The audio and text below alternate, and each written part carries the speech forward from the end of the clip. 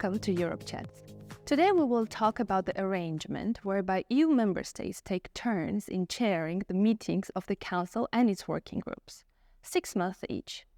With 27 member states, this means that every country assumes the presidency once every 13 years and a half. The rotating presidency of the Council has significant symbolic value because it gives each country a sense of responsibility for the Union as a whole. Presidencies have the task of helping the Council to find common positions, even in difficult debates. They also represent the Council in legislative negotiations with the European Parliament. Jim Klaus is TEPSA's Secretary General, who previously served as the Deputy Director General in the General Secretariat of the Council of the European Union. He worked for the Luxembourgish presidency in 1991 that prepared the draft Treaty of Maastricht, and he supported many rotating presidencies in the years that followed. Hello, Jim. Hello, Mary.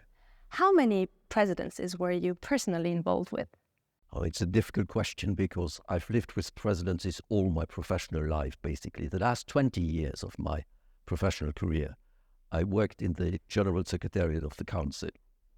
The core job of the GSC is to support rotating presidencies.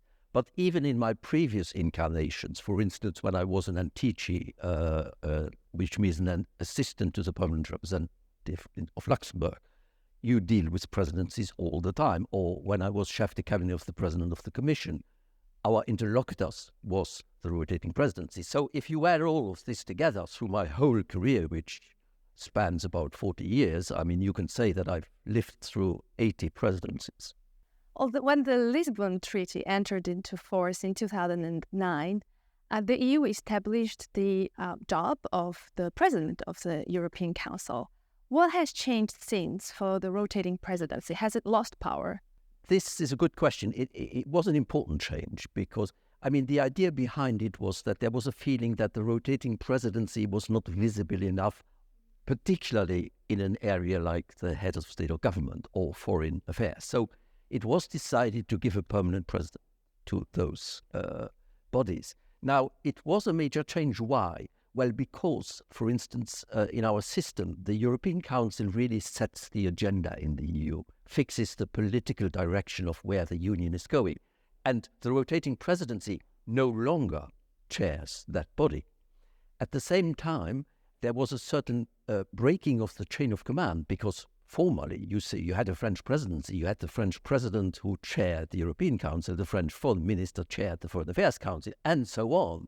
Now, of course, the chair of the European Council is Mr. Michel, but he is not the boss of the French agricultural minister, for instance, or the Swedish right now, who chair the council. So it has changed things. And basically, it has led to a situation where the core role of the rotating presidency, and it's an important one, is to negotiate legislative deals in so-called trilogues with the parliament, because that's where the rotating presidency speaks for the whole council. It's a very important issue, but you can say that overall, in terms of visibility and influence, yes, the Lisbon Treaty has led to a reduction of the role of the rotating presidency. In that context, does it make sense to keep the rotating presidency at all?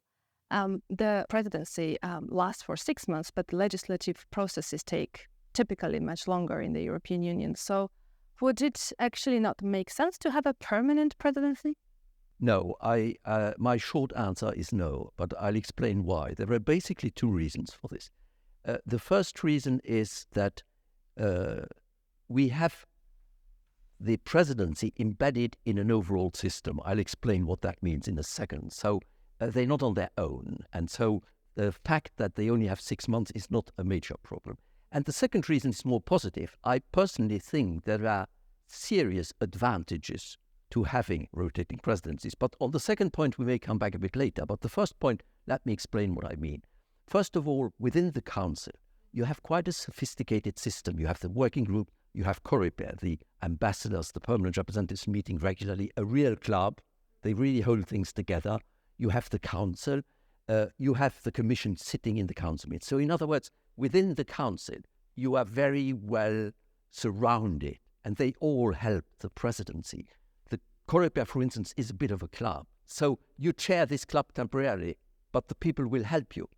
The second thing is, and this is closer to home as far as I'm concerned, is that you have, during your presidency, the whole General Secretariat of the Council who work for you and with you. They help you set up meetings. They advise you on how to run the meeting. They prepare briefings on every issue on the agenda. And during the meeting, they sit to your left, someone from the Secretariat and someone from the legal service of the Secretariat. So they provide constant guidance during your presidency. You're not alone. And the third point is that overall, the Council is one of various institutions. And so you also have the Commission, you have the Parliament, you have a whole system. And that is why I think the possible drawbacks of having 6 monthly presidencies is actually not such a problem. Oh, what are the main ingredients for having a successful presidency? What does a presidency concretely do in order to broker a compromise between member states' sometimes conflicting interests? Yes, that's a good question, and I'll have to answer with a few different arguments. The first thing to have a successful presidency is a frame of mind. You have to be aware of the fact that you're not chairing the union. You chair one institution within the union. So don't think that you own the EU while you chair. The second reason is that you render a temporary service, 6 months. So don't think that you can change the world. And the third reason is, and this is an important one, you have to understand that the presidency is not a self-service. You cannot use the presidency to settle your national interests. It's just not going to work.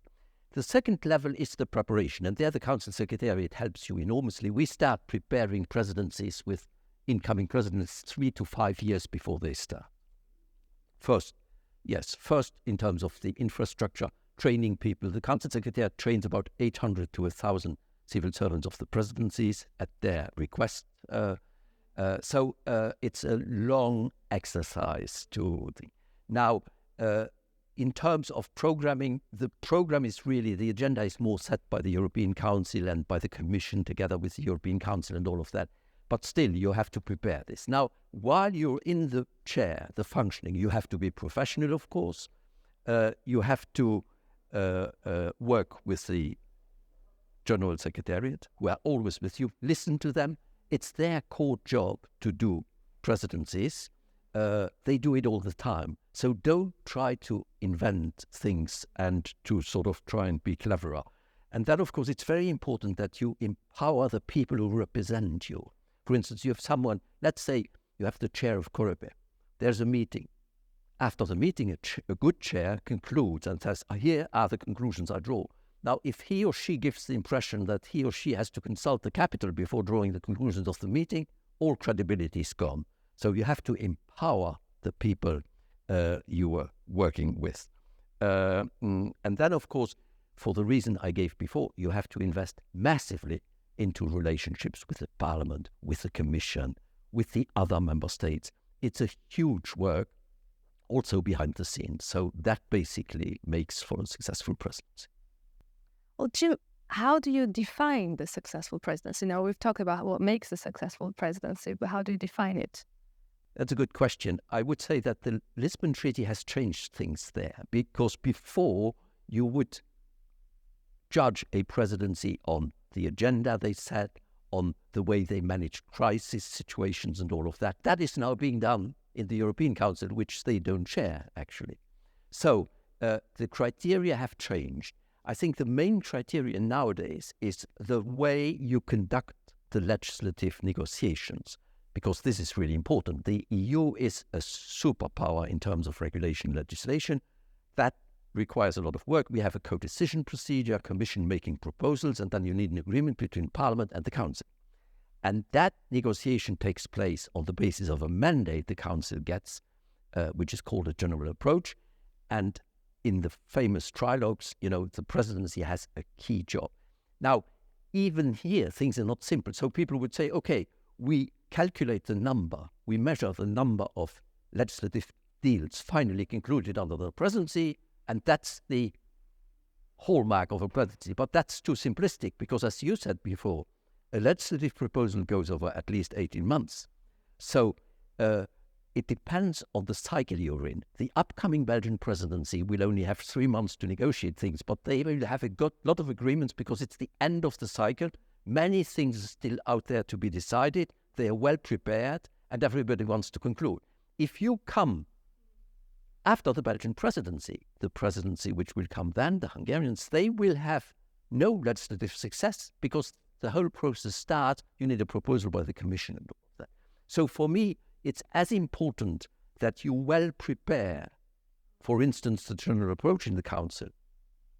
It's as important as doing the final deal with the Parliament. So you have to have a certain way of looking at things. And then, of course, you also have to think about crisis management. If there is a crisis, how do you manage this? For instance, when the Croatians had their first presidency, they were confronted not just with COVID, but also with an earthquake at home. So how do you manage this?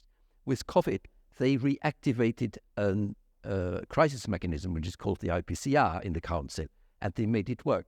That is a success for the Croatian presidency. So there are various ways of measuring it. And then, of course, you must never forget that there's always a part of luck or absence of luck, because you can be confronted with a political crisis at home during presidency. You can have war breaking out in your neighborhood. You can have a COVID crisis. You can have all kinds of things. So you have to be a bit modest, you have to adapt. And the success of the presidency is defined by how well you adapt. How much leverage does a presidency have to influence the decisions in the Council according to their own specific national interests? And are there any countries that do that more than the others? Miriam, they shouldn't go anywhere near that, because that's a recipe for not having a good presidency. And the member countries understand this. It's not a self-service. It's in many ways the worst time to push your national interests. It's actually the time when, in order to convince the others to make compromises, that you are supposed to show the way and to compromise on some of your national positions. I find it always a bit comical when the Germans happen to have the presidency during the end stages of the MFF negotiations about the financial perspectives, It always cost them more money than they would have had to pay otherwise, because as a presidency, they felt obliged to show the way. So it's not the time to do that, and it just will not work.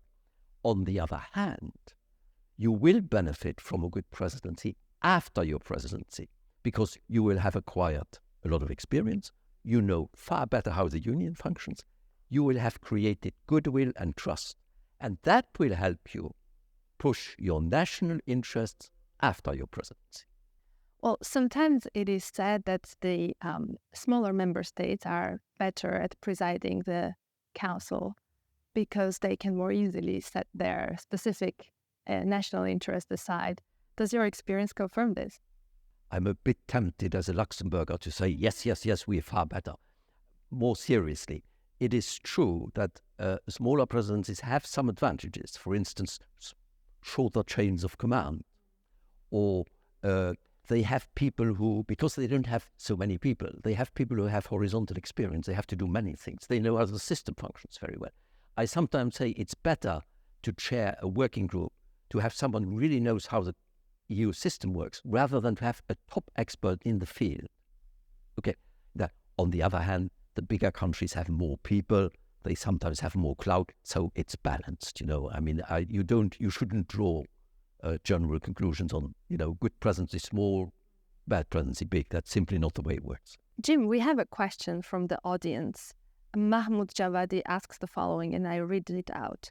How do powerful EU member states like Germany and France exert influence in agenda setting when smaller, less powerful member states assume the rotating presidency? So you have, in a way, already answered the question.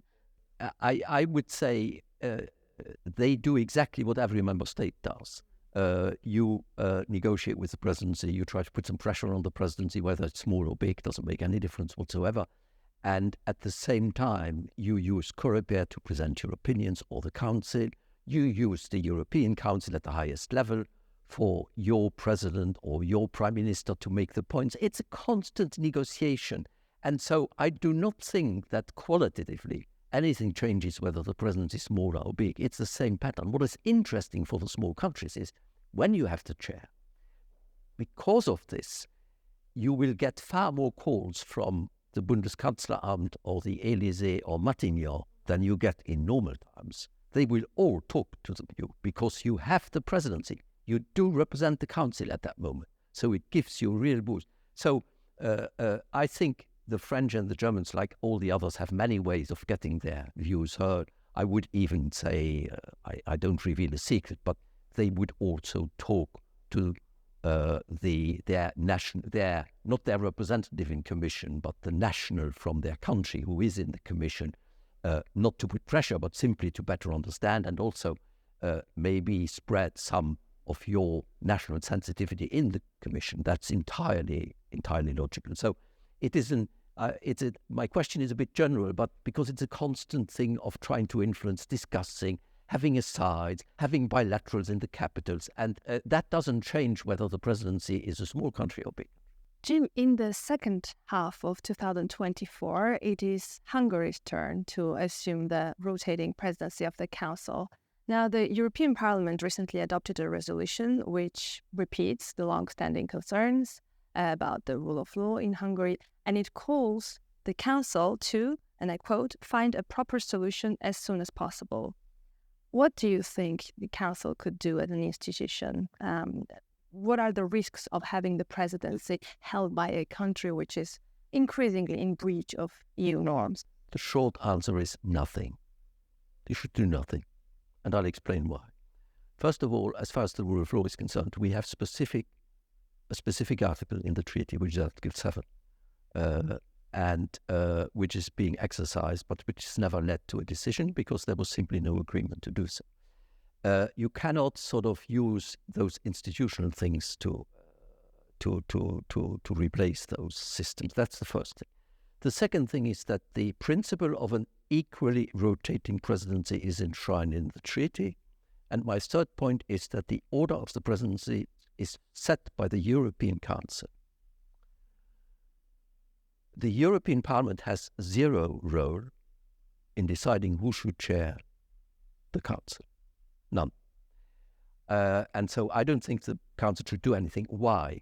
Because I also think, apart from those more legal constitutional questions, I think politically and generally speaking, it would be a bad idea. It would open a can of worms. If you start doing that, I'm absolutely convinced that you will have soon other contestations of rotating presidencies. You will create a kind of destabilizing factor, and it's not going to work anyway. So I strongly advise against going down this route. I would also conclude by two other remarks. The first one is, as I explained before, the presidency is well surrounded. The presidency does not have a huge autonomy. And so the fact that there are problems with the rule of law in Hungary or in other countries, incidentally, or other big problems, does not prevent you from running the presidency. And if I dare say so, to the risk of shocking some people, I was closely involved in the Hungarian presidency in 2011, and I have to say it was a very good presidency, actually. Jim, we have another question from the audience.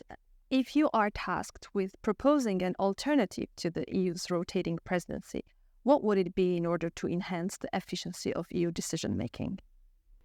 Miriam, the question sort of assumes that the rotating presidency has major flaws and we should change it. I do not share that view, as I've explained before. But let me say why I think there are very positive aspects to the rotating presidency.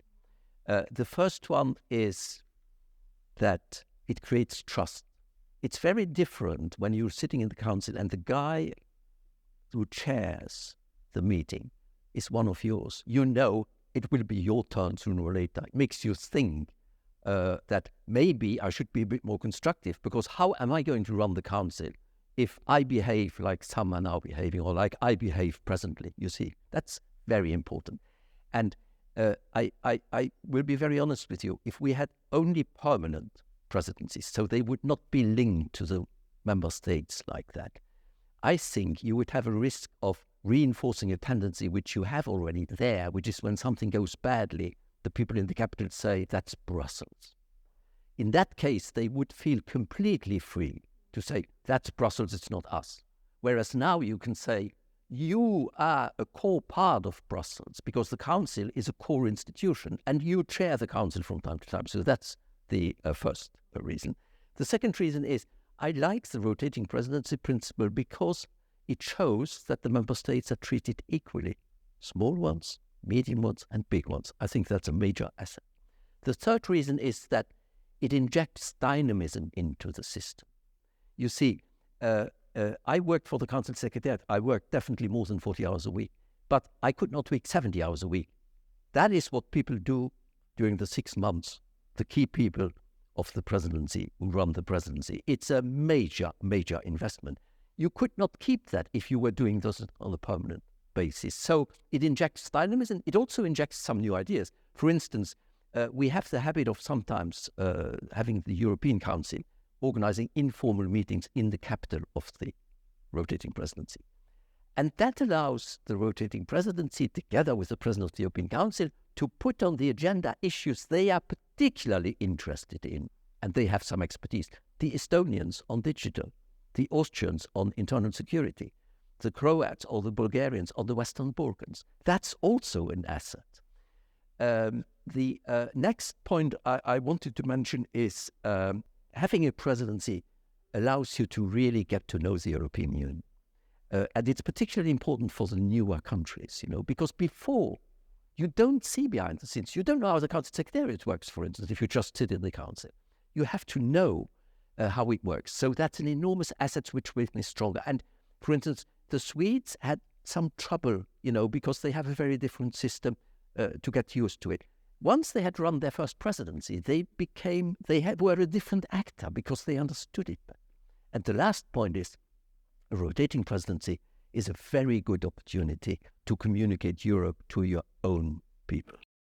So, in balance, I know there are some drawbacks, but for me, the advantages of the rotating presidency outweigh the disadvantages. I think it was right to have a permanent presidency in the FAC and in the European Council, because those are highly visible posts, also dealing with the outside world. It's very difficult for Americans or Chinese or others to understand, what is this? I mean, every 6 months a new interlocutor. So I think I defend it, but I would not defend it for the bulk of the Council. Jim, do you have a recollection of a presidency that was very peculiar? Yes, in a way, but it's a very difficult question. It's a very difficult question because I've seen so many things, and picking out one or two, it's very complicated. The first thing I'd like to say maybe is, and it goes with what I said before about the presidency being part of a system. If I look back over my career, I cannot say that there was one presidency which was a complete failure. And this is interesting. Why? Well, because the system does not allow you to be a failure. That's a very strong characteristic of the European Union. Now, talking about playing major roles, it was easier to answer that question before Lisbon. You see, because you had this high visibility at the European Council. I remember, for instance, in 1994, the Italians were preparing the mandates for the upcoming IGCs, which were leading to the Lisbon Treaty. And there was a big problem with Mrs. Thatcher, of course. And the Italians, in the course of the night, invented something quite extraordinary, because everybody assumed this had to be decided by unanimity. And the Italians said, but no, this is a procedural question, and according to the treaty, simple majority. So they outvoted the Brits, the Danes, and the Greeks to launch the IGC. I mean, that was... Or you can go back a bit further. In 1984, the union had been plagued, or the community at the time, with the Thatcher rebate. I want my money back and all that. Fontainebleau, 1984, the French sorted out that problem and invented the rebate. You can say maybe it was a regressive decision, but it helped the union for a long number of years to function. So you have a certain number of things. Then I would say there was a Czech president in 2008. This was more anecdotal, but they asked an artist, as you sometimes do, to put a piece of art into the Justice Lipsius building, the council building. And so they put up a big board and they said, we have asked all the artists, one artist from each country, to symbolize their country. And some of the symbols were actually a bit shocking, so some of the member countries were not pleased at all. Well, in the end, it turned out that the Czech artist, without telling anybody, had invented it all, including the national artist. And so it led to a huge debate in the council. I thought that was very funny. And I would conclude maybe with, I mentioned the Croats before. I mean, first Croatian presidency. And they had prepared, they had done all the things. And then two things happened. COVID changes everything. No more meetings, physical, except Coreper. And then they had a major earthquake in their capital, which destroyed part of their ministry. I mean, what can you do? And the very last point is sometimes you have positive surprises. When the Belgians had their president in 2010, people were saying, oh, this will be problematic because they didn't have a real government at the time. They were still negotiating. So they had a government which was what the French call affaire courante. How are they going to run the presidency? The answer is brilliantly, because they didn't have a full government. It meant that all the ministers who couldn't decide anything nationally, they could concentrate for 6 months on the EU. And they had more of a margin of maneuver to actually defend the common interest. So you sometimes have positive surprises. That was one. Well, thank you very much, Jim, for sharing your experiences with us. And thank you all for watching. I had a pleasure to speak to our Secretary General, Jim Claus, who is also a former Director General at the General Secretariat of the Council of the European Union. We will be back with further episodes of Europe Chat soon.